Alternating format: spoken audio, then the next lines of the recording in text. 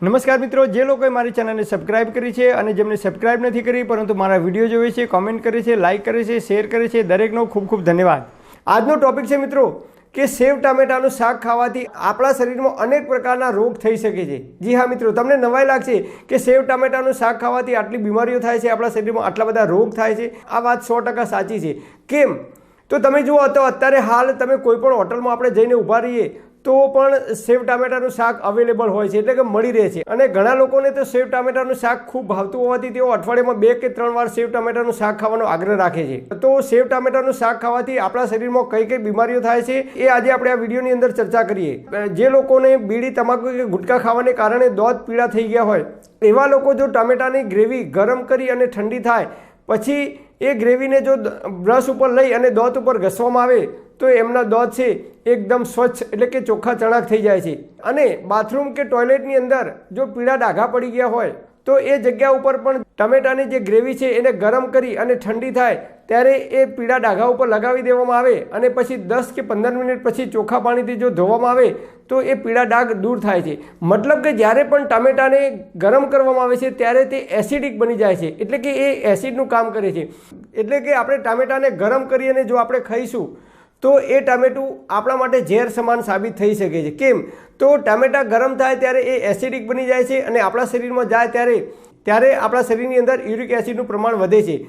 એટલે આ વિડીયોના માધ્યમથી મારે આપ સર્વેને વિનંતી છે કે તમે જો સેવ ટામેટાનું શાકનો વધારે પડતો ઉપયોગ કરતા હોય તો મહેરબાની કરીને ઓછું કરી દેજો અથવા બંધ કરી દેજો, કારણ કે એના કારણે આપણા શરીરમાં યુરિક એસિડનું પ્રમાણ વધે છે અને યુરિક એસિડનું પ્રમાણ વધવાને કારણે એ યુરિક એસિડ આપણા શરીરના જે અંગ અવયવમાં જાય છે એ જગ્યાએ આપણને દુખાવો થવાની શરૂઆત થઈ જાય છે। દાખલા તરીકે ઢીંચણનો દુખાવો થવો, કમરનો દુખાવો થવો, ખભાનો દુખાવો થવો, હાથ પગના સોધાનો દુખાવો થવો, ગોઠણનો દુખાવો થવો, પગના તળિયે બળતરા થવી, દુખાવો થવો, જે જગ્યાએ યુરિક એસિડ જાય છે એ જગ્યાએ આપણા શરીરની અંદર દુખાવો થાય છે। અને બહેનોને મારી ખાસ વિનંતી છે કે ઘણીવાર બહેનો ટામેટાને કાપી અને વઘારની અંદર નાખે છે, તો ટામેટાને કાપી અને વઘારની અંદર ક્યારેય નાખવું નહીં। અને દાળની અંદર ઘણીવાર તમે જુઓ તો દાળ ઉકળતી હોય ત્યારે બહેનો ટામેટાને દાળની અંદર ઉકળતી દાળમાં નાખે છે, તો આ રીતે ટામેટાને ક્યારેય ગરમ કરીને ખાવું નહીં।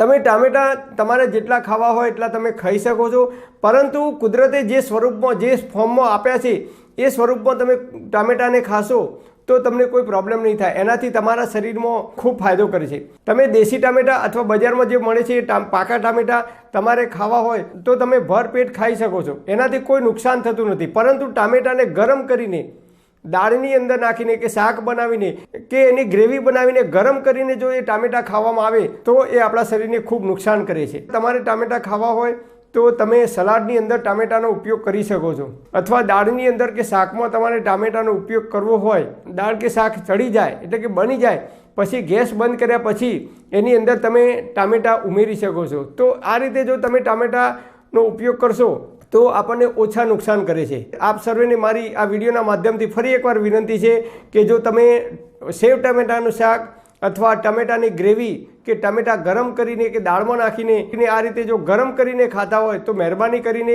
ઓછા કરી દેજો અથવા બંધ કરી દેજો, નહીં તો એના કારણે આપણા શરીરમાં યુરિક એસિડનું પ્રમાણ વધે છે અને એના કારણે આપણા શરીરમાં જે જગ્યાએ યુરિક એસિડનું પ્રમાણ વધે છે એ જગ્યાએ આપણને દુખાવો થવાની શરૂઆત થઈ જાય છે।